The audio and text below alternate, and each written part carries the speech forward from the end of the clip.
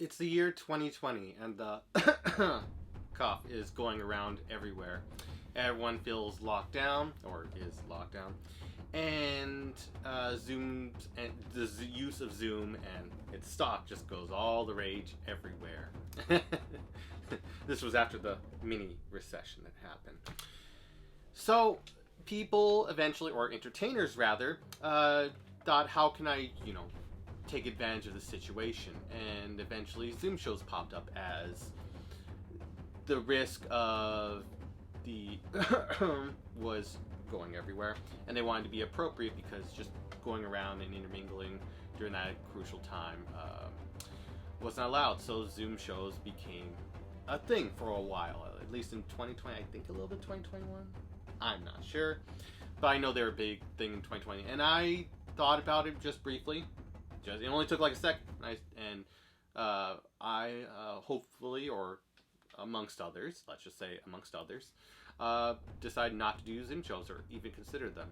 Why would you say? Well, in this video, Dan from Evolving Magic, will share, just a bloodbath of reasons, in my personal opinion, why I chose not to do it. And for others, maybe you could have done it, great, but just here's a list why I just don't think it's a good idea. So let's roll that intro.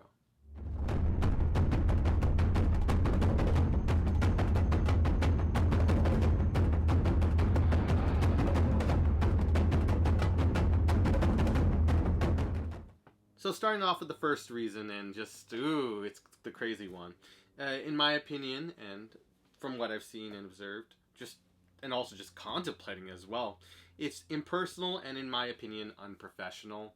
Just to be able to have this layer, or this extra layer of separation, and you're not even going in person, and you're charging this much money, and just knowing the dynamic, and everyone is aware of the dynamic, it just doesn't feel there. If you're doing professional close magic, you should be able to do it in person, but I know you couldn't. I am aware of that, but it just doesn't seem ideal in any way to be able to do it, just because it's just impersonal. You're not able to actually engage with spectators over it. It just feels like there's this separation.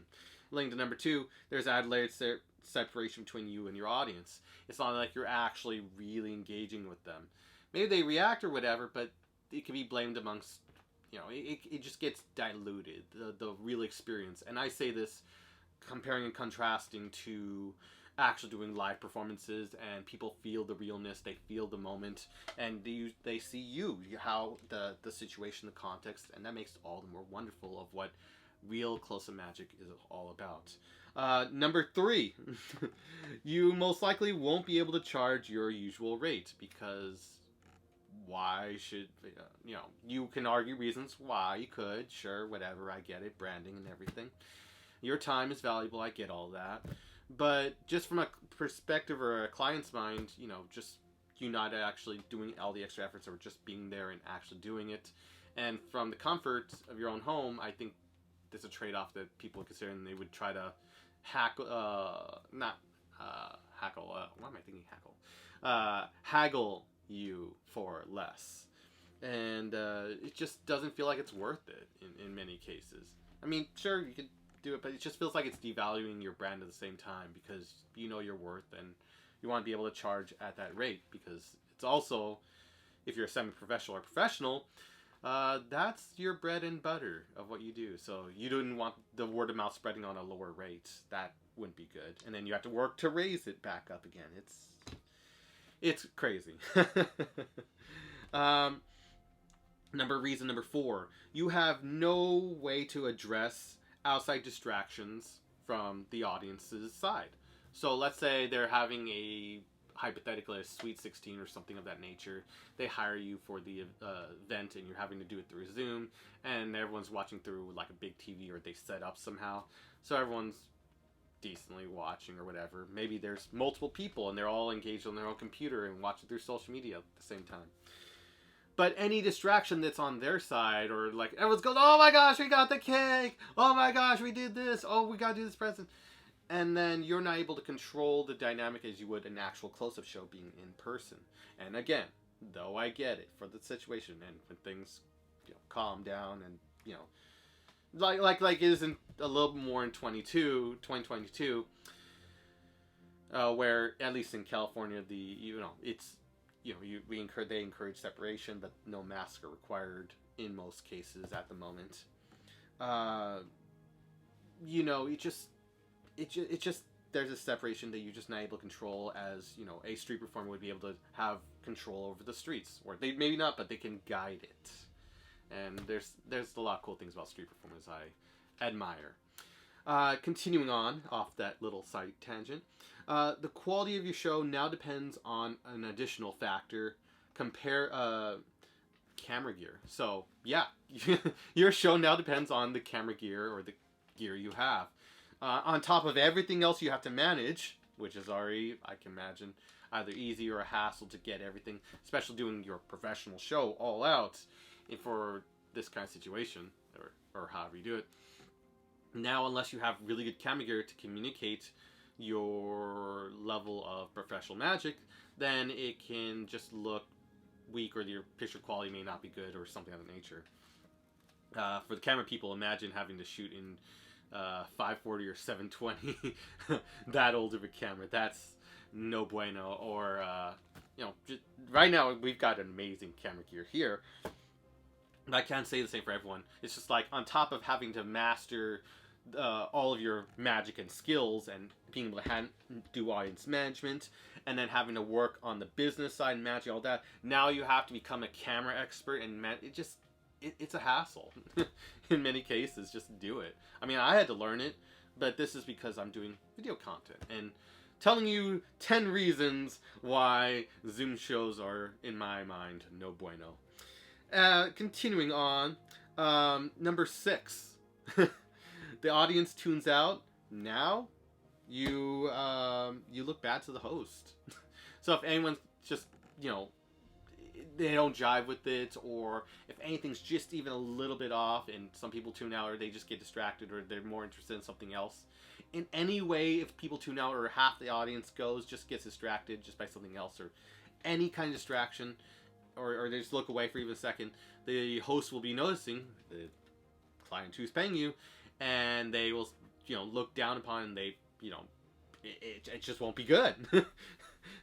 So we want to try to prevent that in any way possible. But that's now another factor you have to consider, and not something that's really within your control or can really comment on, because again, the camera is at a limited focus. You can't see outside unless they turn their camera that way to show you what the distraction is. You cannot see it. All you can see is the audience. So now you've got, again, a limiting factor within all of this, and for me, it just creates hassle. Reason number 7, and all these reasons are just off the top of my head. I could probably do another I could probably do 100 lists, possibly. Don't encourage it in the comments section. But these are off the top of my head of just why it just no good. And reason number 7, by some customers' perspective, your value can be compared to random magic performances on YouTube. So now you degraded a live performance with a professional magician and all these great qualities of actually doing the real live performance and setting it all up to theme it. Now it's degraded to a simple platform where you're communicating through via video, and the client can just compare you to watching magic shows, and it'll be this what is it called, purchase, where they regret their purchase, and they said, wow, I paid all this money when maybe, and this is why, and this is to them, even if the show was good, but man, I could have saved a whole bunch of money just by showcasing random loops of different performers on YouTube. In one example, that's what a budget conscious client might say, or even considering you. So now you have that comparison competition, and now you have to work on separating or diverging yourself in a Zoom magic show from just random performances, and to even have to separate and work towards diverging and niching towards that. It's just so much of it, and again, it's going to be ad infinitum, a hassle to work around that. Reason number 8. People, myself included, think a performance through Zoom lacks a realistic feel. aka you can hide behind or just hide so much on and off the camera or off the screen. So for all those people who do Zoom magic shows, you see a prop suddenly appear out of nowhere, do all these things. You could just say, hey, he just hit some props underneath the screen when we weren't looking. He just can take them out and do it at will, losing the realism that a magic show has. It's the bare bonesness. You can see everything and then you can judge accordingly. Even if you do have a secret savant, it just, you're watching it in person. It's not like through a medium where it feels like he could always be hiding something. It doesn't feel realistic or just so set and staged that it doesn't give that comparison of realistic feeling of what the real is, and then taking us into a magical world. We want that beautiful transition. I just don't feel it with Zoom shows. But again, that could be my opinion. Number 9, you must have and this is the one that just drives me up a wall. You must have a constant dopamine-inducing performance to keep the attraction of the audience. And that's just insane to think about. If you ever go on YouTube and you just type in, just anything, most of the content, you notice, and most people aren't even aware of this, the jump cuts for most of the content on YouTube, that you notice the jump cuts happen every 5 to 15 seconds, wherever, and it's just create the captivating attention because you're not changing the screen. Unlike me, I just keep this because I just want to be direct to everyone. I want to give advice and wisdom where I can. But you need to have like this comparable to YouTube where the screen's changing every 5 to 15 seconds. You need to be constantly up in the energy, doing this, doing that, to be able to just keep this, like, have the audience go, whoa, what is happening? Whoa. And just keep on pulling them in to continue doing the magic show. And it's just crazy. It's not my style of how I perform. I like to make a casual, beautiful performance and then just slightly distort something, and people go, what the heck just happened? Is this real? Did it not happen? And they just sit there confused as they just took witness to something that was miracle level or just very, very high level of magic performance. And it just to even have to do that extra level, you're gonna say it is exhausting to be able to have to create this dopamine infusing performance. It's just so much for me. Maybe it's your style. Maybe you're a kid performer and you can pull it off, but it's a lot. Yeah, man, I respect all those magic performers who can do younger audiences or like perform for younger audiences. My heart goes out to you. You guys are amazing people. And then finally, number 10, just off the top of my head, even the slightest instability of internet, this is a big one, on either side at any time can throw off your entire routine, trick, or performance, or whatever you're doing.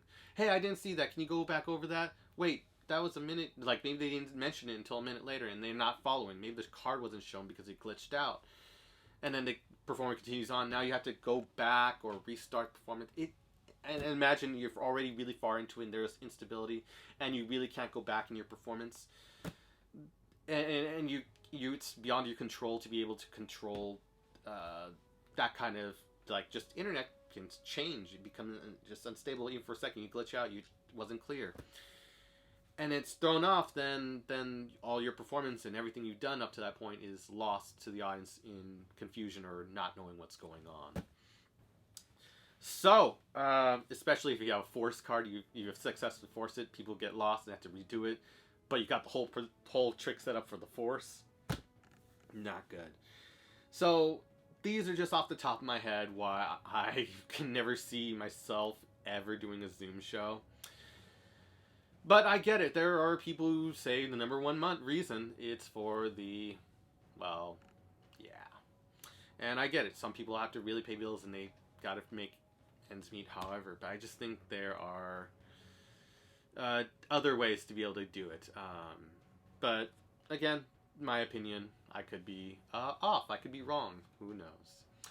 what are your thoughts on this? I'm curious to respectfully and professionally, in a professional manner, hear all about it in the comment section if anyone's curious. But yeah, Zoom is a fascinating thing, and nothing against Zoom itself. Zoom itself is cool. It's just trying to communicate magic performance through Zoom is just crazy. Anyways, if you haven't checked out this video or this video yet, definitely check them out, and I'll see you in the next video.